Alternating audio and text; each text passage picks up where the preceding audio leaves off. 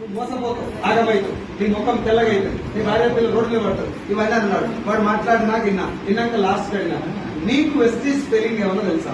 తెలుసు, చెప్పురా అన్న. డబ్ల్యూ అన్నాడు. వెస్టీజ్ ప్లాన్ తెలుసా? తెలియదు. ప్రొడక్ట్ వాడినవా? వాళ్ళే. డైరెక్ట్ సెల్లింగ్ తెలుసా? తెలియదు. డైరెక్ట్ సెల్లింగ్ హిస్టరీ తెలుసా? తెలియదు. వెస్టీజ్ లో ప్రొడక్ట్ ఏమేమి ఉంటుందో తెలుసా? తెలియదు. పోయి ఏం తెలియదు, ఫేక్ అన్నావు. నీ మాట నేను బిజినెస్ బంద్ చేస్తా, నా అప్పు నువ్వు తీర్చా. మరి ఎవరి మీకు సలహాలు ఇస్తున్నావు? నా దోస్తు నేను అడిగిన మాట, నేను మిమ్మల్ని అడగమని చెప్తున్నాను. నా అప్పు తీర్చే దమ్ము నీకు లేదు, నాకు సలహా ఇస్తాను దేనికి? నీకు పోయి సలహా ఎవడియాలే? 5 సంవత్సరాలు అవుతుంది బిజినెస్ వచ్చి. ఇప్పుడు నేను ఈసారి సలహా ఇవ్వచ్చు, రెస్ట్ చేయొచ్చా లేదా? ఈసారి మీడియం బిజినెస్ చేస్తాను, ఏం పని చేస్తాను? ప్రైవేట్ ఆర్గనైజేషన్ ఏదో జాబ్ చేస్తాను. ఆ జాబ్ గురించి నాకు తెలియాలని నేను అడగా.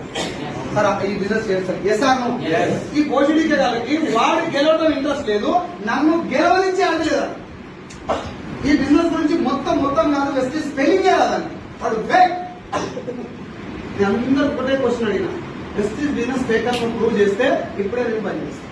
తెలిస్తే నాకు ఫేక్ ఎందుకో నాకు చెప్పి నేను పని చేస్తాను. నేను జెన్యూన్ ఎందుకో నీకు చెప్తాను. గంట టైం నాకు జాయిన్ కాదు కలిపి ఇగో ఇంత కాన్ఫిడెన్స్ తోటి బిజినెస్ స్టార్ట్ చేస్తాను. ఎందుకు అంటే ఒక చిన్న ఎగ్జాంపుల్ చెప్తా. మా తాత చనిపోయేటప్పుడు